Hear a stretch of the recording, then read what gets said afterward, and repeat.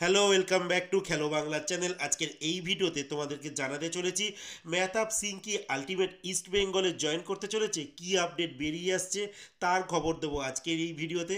তাছাড়া মোহনবাগানের দ্বিতীয় গোলকিপার কে বিশাল কাইতের পর, তারও আপডেট দেবো আজকের এই ভিডিওতে। তাছাড়া মোহনবাগানে নাকি শোনা যাচ্ছে একজন ব্রাজিলিয়ান মিডফিল্ডারকে সাইন করিয়ে নিয়েছে, কে সেই ব্রাজিলিয়ান মিডফিল্ডার তারও আপডেট দেবো আজকের এই ভিডিওতে। থাকছে খেলার আরও আপডেট খবর। তার আগে প্রতিদিনের মতো বলবো, খেলার আপডেট খবর পাওয়ার জন্য আমাদের চ্যানেলটিকে সাবস্ক্রাইব করতে একদম ভুলো না। তো চলো শুরু করা যাক।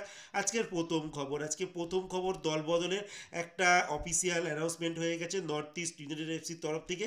সেখানে দিনেশ সিং, যেই খেলোয়াড়টি লাস্ট কয়েক বছর ধরে এই নর্থ ইস্ট ইউনাইটেড এফসিতে খেলছে, ডিফেন্সের খেলোয়াড়, আর এই খেলোয়াড়টির সঙ্গে কিন্তু নর্থ ইস্ট ইউনাইটেড এফসি 2027 সাল অবধি মানে 2 বছরের কন্ট্যাক্ট কিন্তু এক্সটেন্ড করে নিয়েছে এই দীনেশ সিংয়ের সঙ্গে। এরপরের যে খবরটি বলবো সেটা মোহনবাগানকে নিয়ে। মোহনবাগান দলের এই মুহূর্তে প্রথম যে গোলকিপার হচ্ছে বিশাল কাইত। আর প্রতিটা ম্যাচ এই সিজনে আইএসএলে আমরা দেখেছি বিশাল কাইতে কিন্তু খেলেছে সবকটা টুর্নামেন্ট, শুধু সুপার কাপ বাদ দিলে কিন্তু সবকটা টুর্নামেন্টেই কিন্তু মোহনবাগানের গোলকিপিং পোস্টের নিচে ছিল কিন্তু এই বিশাল কাইত, যেহেতু তার পারফরমেন্স 1 নম্বরে গোলকিপার। আর এখন তো বর্তমানে তিনি ন্যাশনাল টিমেও খেলছেন। তো এরপরও কিন্তু মোহনবাগানের দ্বিতীয় গোলকিপার হিসেবে কিন্তু ধীরাজ সিং আগের বছর ছিল। নতুন যে আগামী মরশুমে কিন্তু ধীরাজ সিং থাকছে না, তার কন্ট্যাক্ট শেষ। আর তিনি চাইছেন এমন কোনো দলে যেতে যেখানে তিনি যেন প্লেইং টাইম পায়।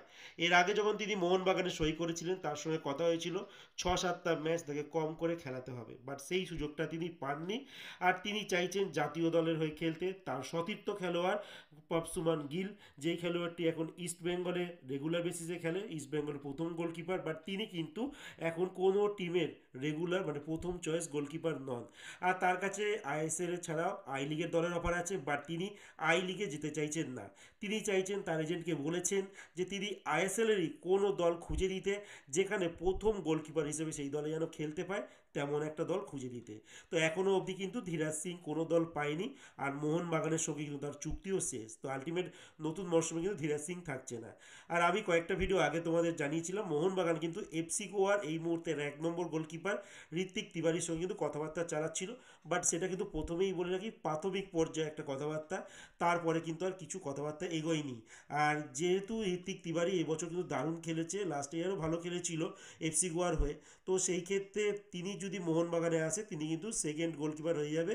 আর বিশাল থাকার জন্য কিন্তু তার চান্স পাওয়া মুশকিল। তো সেক্ষেত্রে তার আসার চান্সটা খুব একটা মনে হয় না সুখবর হবে তার পক্ষে। মোহনবাগানের জন্য হতে পারে ভালো। আর এবছর কিন্তু মোহনবাগান এফসি টুর্নামেন্ট অনেকগুলো টুর্নামেন্ট খেলবে, তো সেই জন্য কিন্তু মোহনবাগান একটা দ্বিতীয় গোলকিপার, ভালো একটা গোলকিপার কিন্তু রাখতেই হবে। আর সেক্ষেত্রে কিন্তু মোহনবাগান দল তাদের যে সেকেন্ড যে একাডেমি রিজার্ভ টিমের যে খেলোয়াড় প্রিয়াস দুবে, তাকেও কিন্তু সেকেন্ড গোলকিপারের অপশন হিসেবে রাখতে পারে। আর আর্স আনোয়ার শেখ কিন্তু অলরেডি আমরা জানি, আগেই আমি তোমাদের বলেছিলাম, তিনি কিন্তু প্রি কন্ট্রাক্ট সাইন করে ফেলেছে কেরালা ব্লাস্টারের সঙ্গে। মানে এই নতুন যে মরশুমে কিন্তু আনোয়ার শেখ আর এই ধীরাজ সিং কিন্তু মোহনবাগানে থাকছে না। দেখা যাক এবার দ্বিতীয় গোলকিপার হিসেবে মোহনবাগান কাকে সই করায়। তো এরপরে যে খবরটি বলবো, মোহনবাগান দল নাকি একজন ব্রাজিলীয় মিডফিল্ডারকে নাকি সাইন করে নিয়েছে। যত সম্ভব খবর বেরিয়ে আসছে এটা ল্যাতিন আমেরিকার একজন মিডিও খেলোয়াড়, রবসান নয়, রবসান রবিনোকে বলা হচ্ছে সেভেন্থ ফরেনার হিসেবে নাকি মোহনবাগান সাইন করাতে চলেছে এএফসির জন্য। বাট এই খেলোয়াড়টি ব্রাজিলিয়ানটার কথা যে বলা হচ্ছে তিনি প্রপার মিডফিল্ডার পজিশনে খেলেন। বাট এখনও অবধি কিন্তু নাম বেরিয়ে আসছে না। 1-2 দিনের মধ্যে হয়তো নাম বেরিয়ে আসতে পারে, যদি এসে যায় তাহলে তোমরা জানতে পেয়েই যাবে, আমি তোমাদের আপডেট দিয়ে দেবো। বাট মোহনবাগান কিন্তু এই জিনিসটা কিন্তু পুরোটাই সিক্রেট রেখেছে, মার্কেটে কিন্তু খবরটা ওপেন করেনি। দেখা যাক মোহনবাগান কোন ব্রাজিলিয়ান বা ল্যাটিন আমেরিকার কোন মিডফিল্ডার খেলোয়াড়কে নাকি খুব হাই প্রোফাইল খেলোয়াড়কে সাইন করেছে। তো এরপরে যে লাস্ট যে খবরটি বলবো, মোহনবাগান আর ইস্টবেঙ্গল এই মুহূর্তে কিন্তু ডিফেন্সের ন্যাশনাল টিমের একজন খেলোয়াড়কে টার্গেট করেছে, মেহতাব সিংকে। আর এই মেহতাব সিংকে কিন্তু এখন পেতে গেলে দুটো দলকে অনেক টাকা দিতে হবে ট্রান্সফার ফি, কারণ এখনও তার সঙ্গে এই মুম্বাই সিটি এফসি 1 বছরের চুক্তি রয়েছে। যতদূর খবর পাওয়া যাচ্ছে 3 কোটি টাকার ট্রান্সফার ফি চাইছে। এবার দুটো দলই কিন্তু এত টাকা দিতে চাইছে না। না, আর যদি মোহনবাগান নিতে চায় যদি ফ্রিতে, তাহলে কিন্তু 1 বছর ওয়েট করতে হবে। আর মোহনবাগানের থেকে কিন্তু বলবো ইস্টবেঙ্গল আবার একটা কানেকশন লাগাচ্ছে, যেহেতু পুরনো ইস্টবেঙ্গলে একজন খেলে গেছে মেহতাব সিং, আর তার সঙ্গে ইস্টবেঙ্গলের একাডেমির প্রোডাক্ট, তো সেক্ষেত্রে ইস্টবেঙ্গল বেঙ্গল কিন্তু পুরোনো জিনিসটাকে কিন্তু সোর্সটা কাজে লাগানোর চেষ্টা করছে।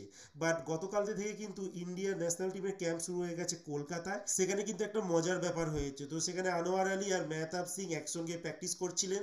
আর এই দুজনের খেলোয়াড় বন্ধুত্ব অনেকদিন পুরনো।